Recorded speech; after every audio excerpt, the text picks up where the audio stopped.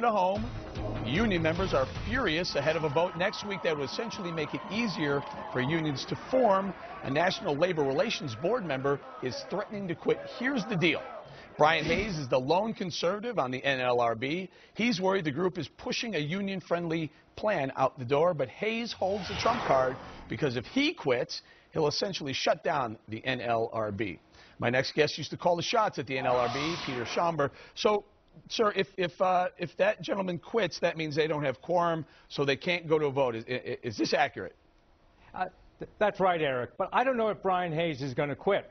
I do think he's not going to participate in the vote next week, and his not participating in the vote is not being partisan, it's not being political. He's simply being faithful to his oath of office, and he's refusing to give legitimacy to what otherwise is really a legal charade.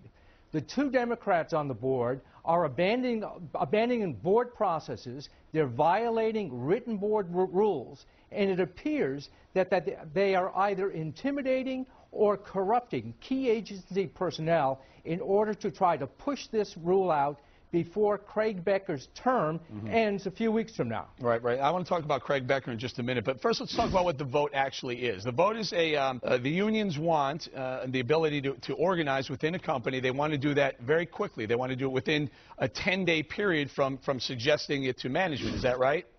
That's right. 10 to 14 days. Right now it's a median time of 38 days. Right, so they want to rush that process forward. They want to say, if we want to organize, we can organize within 10, thereby almost eliminating management's ability to get the issues out to the employees, right?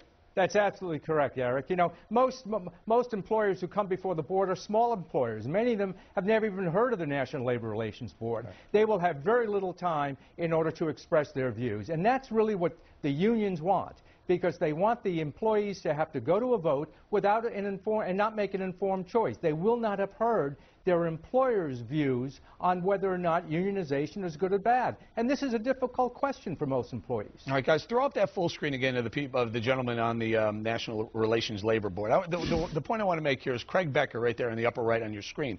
That man, about a year and a half, 2 years ago, was appointed on a recess basis, right? So there was no vetting the man. He was appointed by Mr. Obama, and he skewed the board to be far more liberal. Is that right? Craig Becker is a left-wing union militant. He was subject to a bipartisan filibuster. The vote was 52 to 33, but President Obama recessed him to the board anyways. All right, and we talked about that. I talked about it quite a bit, saying that this was going to come back and haunt businesses. It doesn't just haunt small businesses, you know, the businesses who may be involved in this hurry-up election vote issue, but also what's going on in South Carolina with Boeing. Is that right? Well, it does. I mean, it's part of the same package. A union militant is the acting general counsel of the NLRB, and he filed, as you know, this complaint against Boeing, trying to force Boeing to produce all of its aircraft in Washington State, this particular aircraft, and close its plant, or at least not use its plant in South Carolina for the reason it was built.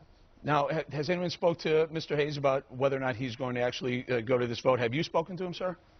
I haven't. Brian and I are good friends. We haven't spoken in the last few weeks, but I think I can sense why he said he was not going to participate or perhaps even threatened to resign. Reading between the lines, it can only mean that a wonderful career person at the board by the name of Les Heltzer, who's the executive secretary, must have let word out that he would issue a decision signed off on by the two Democrats in the majority without Brian Hayes' signature or initials. It's unbelievable. All right, we're going to have to leave it there, sir. Peter Schaumber, thank you very much for joining us. Thank you very much. Well, as long as the president has a job.